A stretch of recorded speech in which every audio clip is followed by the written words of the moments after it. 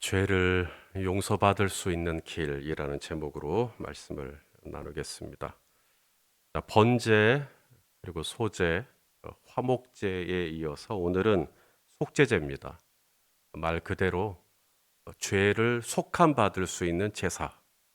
어, 죄가 있는데 죄가 없다, 죄가 없이 함을 받을 수 있는 제사가 있습니다. 그게 바로 속죄제입니다. 우리 중에 죄가 없는 분이 계실까요? 나는 죄 지은 적 없다. 나는 죄가 없다. 만일 그렇다면 그분은 속죄제를 드릴 필요가 없습니다. 죄가 없으니까요. 속죄제는 죄가 있다고, 나 죄 지었다고 자복하고 인정하는 사람만 드릴 수 있는 게 속죄제입니다. 우리 중에 죄를 짓지 않은 사람이 과연 있겠습니까? 죄를 짓지 않은 사람 말입니다. 우리가 죄를 지을 때 보면 두 가지입니다. 하나는 알고도 짓는 죄. 그거 하지 말았어야 됐는데 그걸 해버린 거죠. 그런 죄. 또 하나는 모르고 지은 죄. 그것이 죄인 줄 모르고 지었다가 나중에 알고 보니까 이게 죄였구나. 오늘 본문 2절 말씀을 한번 같이 보겠습니다. 시작. 이스라엘 자손에게 말하여 이르라. 누구든지 여호와의 계명 중 하나라도 그릇 범하였을 때. 어떻게 범해요?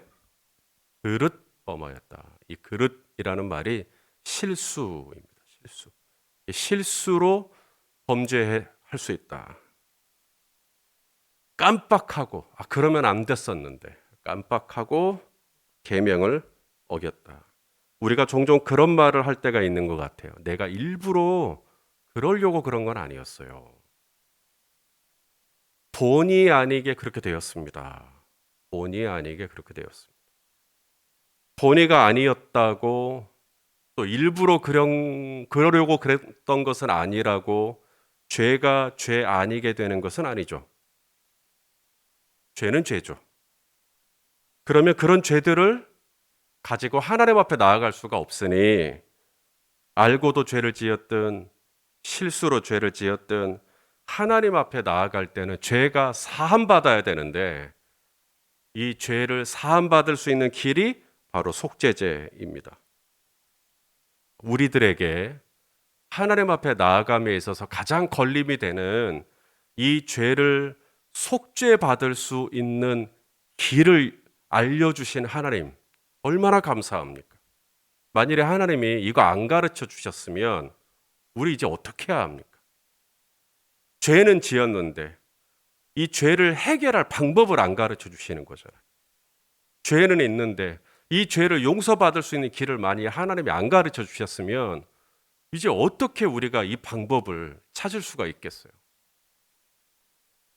그래서 어떤 종교는 죄를 사함받기 위해 자신의 몸을 상하게 하죠. 고행을 합니다.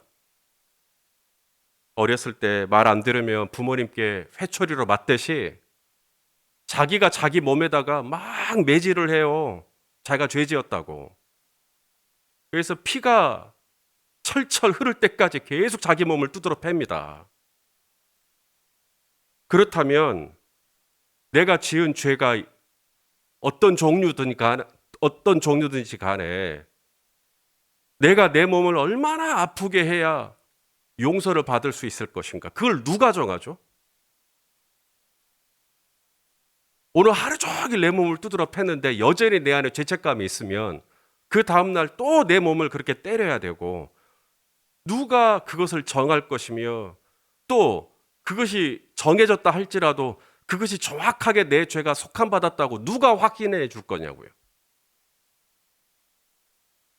마르틴 루터가 종교개혁을 그래서 일으킨 겁니다.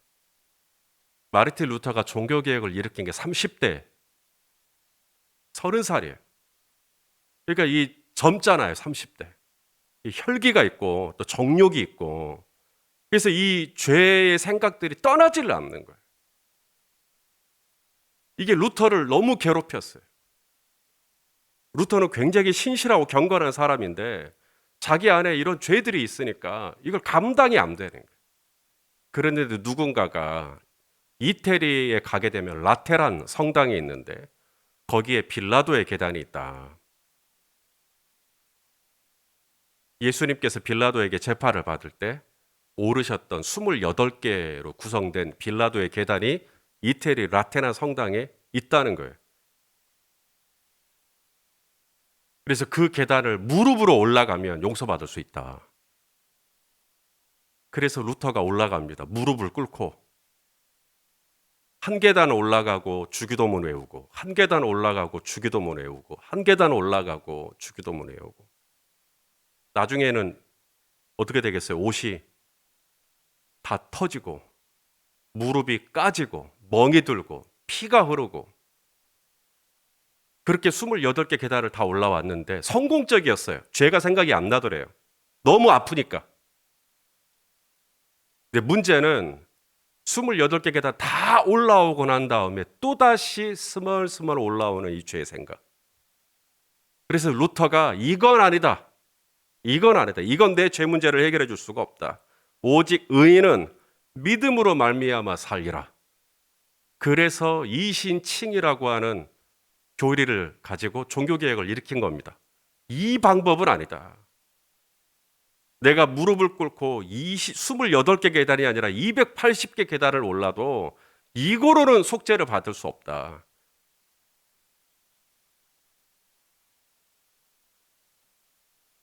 하나님께서 오늘 이 레위기 말씀을 통해 내가 어떻게 이 죄 문제를 해결할 것인가를 너무나 명쾌하게 잘 가르쳐 주신 거예요.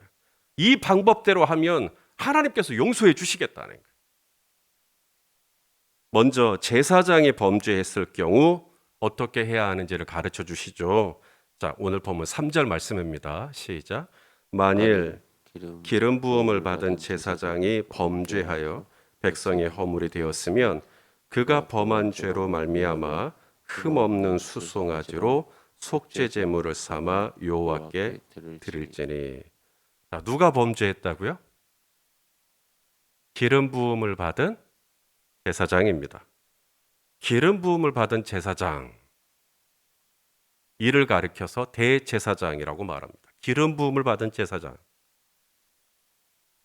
그러니까 대제사장도 죄를 지을 수 있나요? 네, 끄덕끄덕. 네.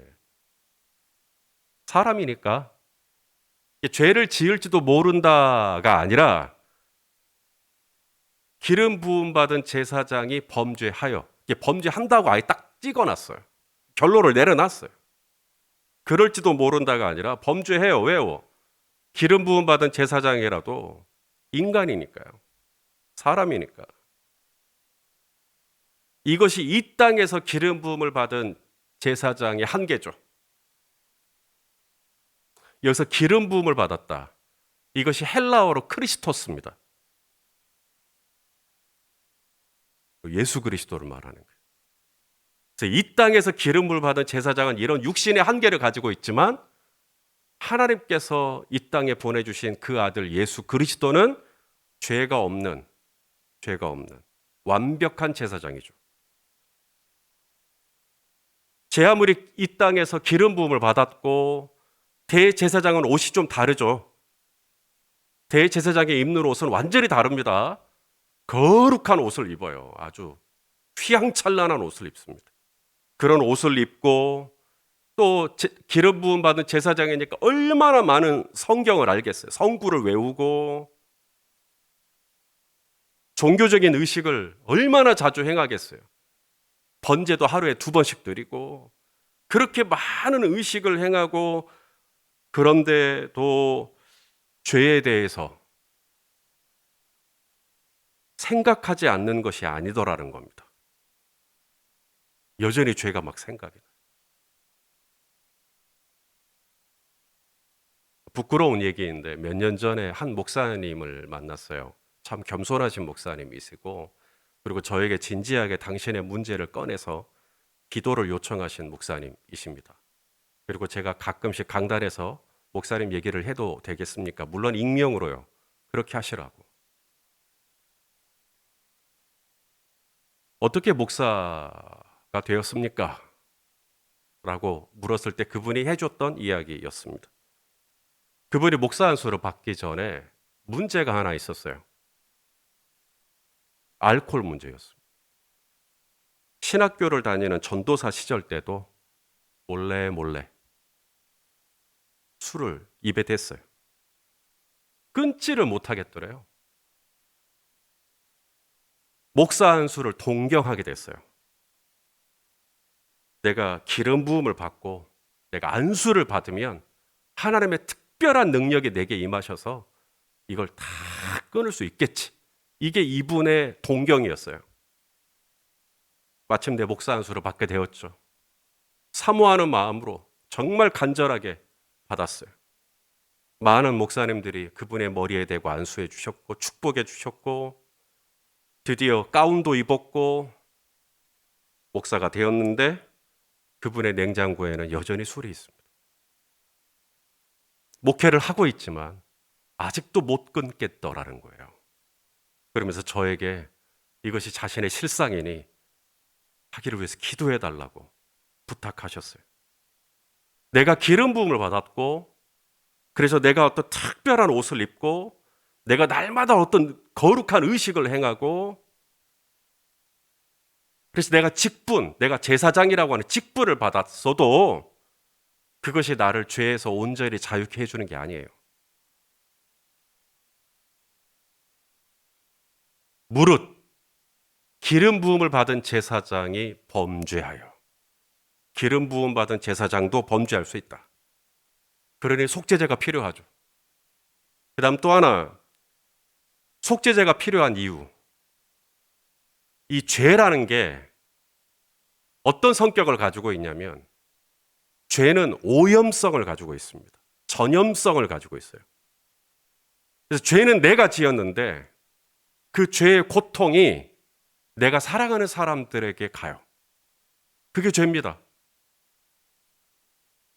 오늘 본문 3절을 다시 한번 보시면 만일 기름 부음을 받은 제사장이 범죄하여 그다음 뭐가 되죠? 백성의 허물이 되었으면 백성의 허물이 되었으면 이것을 개역 한글 이전의 개역 한글에서는 만일 기름 부음을 받은 제사장이 범죄하여 백성으로 죄어를 입게 하였으며 죄어를 입게 하였으며 이렇게 번역을 했어요. 죄얼 죄를 짓고자 하는 생각이 이 백성들에게 전염을 시킨다는 거예요. 새 번역에서는 이렇게 번역합니다. 특히 기름 부음을 받고 임명받은 제사장이 죄를 지어서 그 벌이 백성에게 돌아가게 되었을 경우에 이렇게 시작합니다. 죄는 제사장이 지었는데 그 벌이 누구에게 돌아가요? 백성에게 돌아가게 되었을 경우에 이게 죄의 오염성입니다. 심각한 문제죠. 죄는 내가 지었는데 그 벌이 내 가족에게, 그 벌이 내 교회에게, 그 벌이 나를 사랑하고 나를 아껴주고 나를 기대했던 사람들에게 가는 거예요. 죄를 지은 건 다윗인데 이스라엘 백성 중에 7만 명이 죽습니다. 죄를 지은 것은 아간이에요. 하나님께서 만지지 말라 하는 걸 만졌어요. 그런데 이스라엘이 아이성 앞에서 패배합니다. 그리고 36명이 목숨을 잃어요. 아니 어떤 죄는 36명만 죽고 어떤 죄는 7만 명이 죽고 지금 그게 중요한 게 아니에요. 중요한 건 죄를 지으면 그 죄가 내가 사랑하는 사람들을 아프게 한다는 거예요. 이것이 죄가 가지고 있는 심각성이죠. 그러니 이 죄를 그대로 두면 되겠어요? 이 죄는 반드시 전염성이 있고 오염성이 있기 때문에 죄를 처리해야 합니다. 그 방법을 오늘 가르쳐 주신 거예요. 속죄제에 참여할 수 있는 사람은 무릇 기름 부음 받은 제사장만 속죄제를 드릴 수 있는 게 아니라 오늘 본문 13절을 보시면 이스라엘 온 회중이 이 속죄제에 참여할 수가 있어요. 공동체적으로 지은 죄. 내일 보게 될 22절에는 족장들이 나옵니다. 리더들이죠. 이들도 죄를 범할 수 있죠. 그리고 27절에는 평민이 나옵니다. 평민들이 죄를 지었을 때 어떻게 속죄를 받을 수 있는지 하나님의 그 방법을 다 가르쳐 주셨어요. 제사장들아, 너희는 이렇게 해라.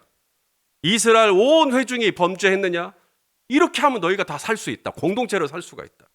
혹시 족장들, 리더들이 문제가 있느냐? 이렇게 해라. 이렇게 나에게 용서를 구해라. 그럼 내가 용서해 줄게.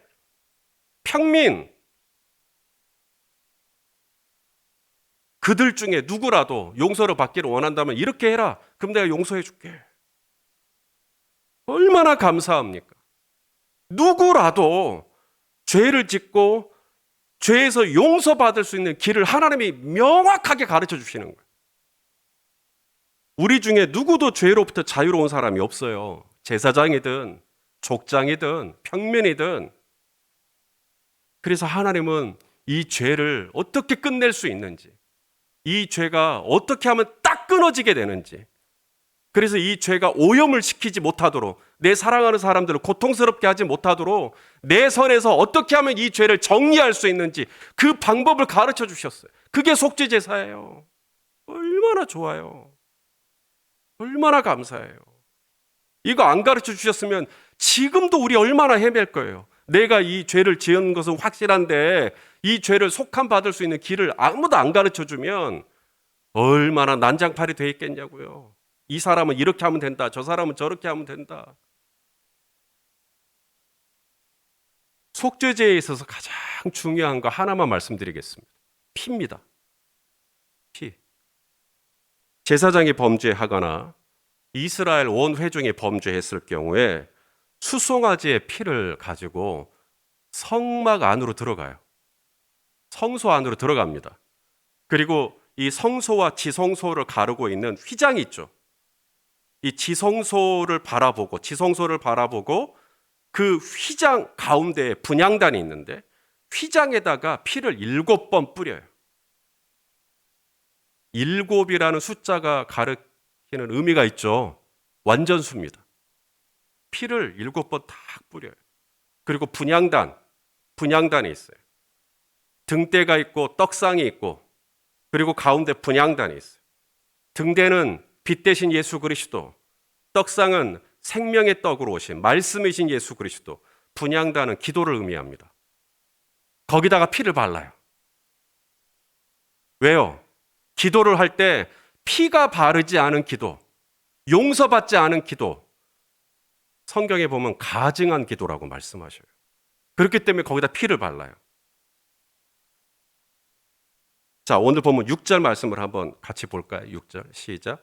그 제사장이 손가락에다가 피를 찍어서 여호와 앞 곧 성소의 휘장 앞에 7번 뿌릴 것이며.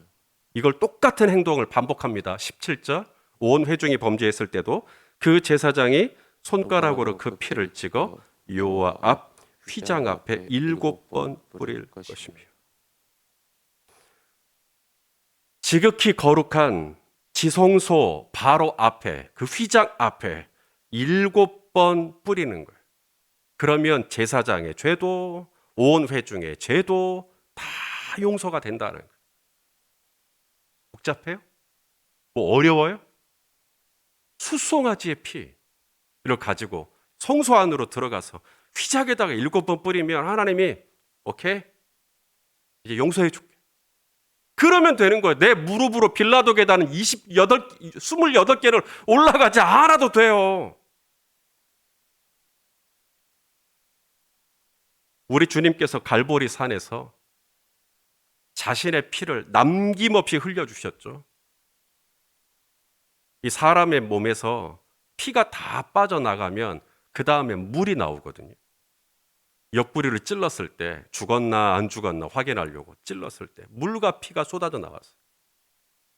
남김없이 예수님의 몸 안에 있는 모든 피를 남김없이 다 쏟아주셨다는 이야기예요. 완전수입니다.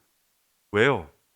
우리 죄 속함 받으려고, 우리 죄 씻어주시려고, 내가 어떤 죄를 지었든 내 죄를 용서해 주시려고 예수님이 어린 양 예수 그리스도가 하나님 앞에서 당신의 온 몸에 남아있는 피를 다 쏟으신 겁니다. 그러므로 이 속죄 제사는 나를 위하여 십자가에서 피 흘려 돌아가신 예수 그리스도를 묵상하기에 너무나 좋은 제사죠. 하나님께서 기뻐하시는 제사가 바로 이거라는 거예요. 어떤 제사요? 내가 제사장일지라도, 이스라엘 백성의 회중일지라도, 내가 족장일지라도 내 죄를 깨닫는 거예요. 아, 내가 그 죄 지은 거구나. 내가 잘못한 거네. 아이고, 내가 죄인이네. 이 죄를 깨닫고 하나님 앞에 나오면 하나님이 너무 기뻐하신다. 그게 속죄죄. 아유, 내가 이렇게 죄 지었는데 내가 어떻게 하나님 앞에 나아가? 그러면 하나님이 너무 마음이 아프신 거예요. 왜냐하면 우리에게 속죄죄의 길을 열어주셨는데 내가 내 죄를 깨닫고 내가 돌이키고 하나님 제가 잘못했습니다 하고 내 불의를 자복하고 돌아오면 우리 하나님은 미쁘시고 의로우사 우리의 모든 죄를 사하시며 우리를 모든 죄에서 깨끗게 해주신 줄로 믿습니다. 이 땅에서 죄인 하나가 회개하잖아요. 제사장이 됐든 족장이 됐든 평민이 됐든 죄인 한 사람이 회개하고 돌아온단 말입니다. 저 손목사가 됐든 우리 안가록 집사님이 됐든 우리 이전순 집사님이 됐든 누구라도 내 죄를 깨닫고 하나님 앞에 주여 내가 죄인입니다 하고 가슴을 치고 돌아와요. 하늘에서 회개할 것 없는 의인 99으로 인하여 기뻐하는 것보다 더 기쁘다. 하나님이 이렇게 기쁘게 받으시는 제사가 있어요. 물론 번제를 드려도 하나님 기쁘시죠. 소제를 드려도 좋아하시죠. 화목제를 드려도 흐뭇해 하시죠. 그런데 마태복음 5장에 애통하는 자는 복이 있나니. 애통하는 자가 왜 복이 있죠? 용서를 받을 수 있기 때문에. 내가 그렇게 내 죄를 깨닫고 가슴을 치고 아버지 하면서 내가 아버지 앞에 나오면 우리 하나님이 그 속죄제를 너무 기쁘게 받으신다. 어린 양의 피를 의지하여 나의 행위의 의로움을 의지하는 게 아니라 주님 저 이번 주에 그래도 기도도 얼마 했고 성경도 다 몇 장 읽었고 나 이번 주는 꽤 괜찮게 산 것 같은데요. 하나님 오늘 제 예배 받아주세요. 그런 태도가 아니라 내가 얼마나 죄인인지를 알고 하나님 앞에 내 마음을 완전히 낮춘 상태로 나아오면 하나님께서 의인 99으로 인하여 기뻐하는 것보다 더 크게 나를 받아주시고 나를 용서하시고 나를 깨끗하게 하시고 어린 양 예수 그리스도의 피가 골고다 언덕에서 다 모든 죄값을 지불하셨기 때문에 사랑하는 아들아 너는 이제 의인이다. 너는 이제 깨끗하게 되었다. 그렇게 나를 받아주시고 나를 새롭게 해주시는 그 은총을 힘집어서 오늘도 기도의 자리로 나아가시기를 예수님의 이름으로 축원합니다. 기도하겠습니다. 하나님 아버지, 우리에게 이 속죄제의 길을 알려주셔서 너무 감사합니다. 예수 그리스도께서 나를 위하여 십자가에서 휘장 앞에 7번 뿌려진 피처럼 물과 피를 쏟으시기까지 나의 죄를 다 용서해 주셨으니 내가 이제 그 용서를 해주신 그 은혜를 품고 오늘 이 하루도 기쁨과 감사함으로 시작하게 하여 주시옵소서. 예수님의 이름으로 기도하옵나이다. 아멘.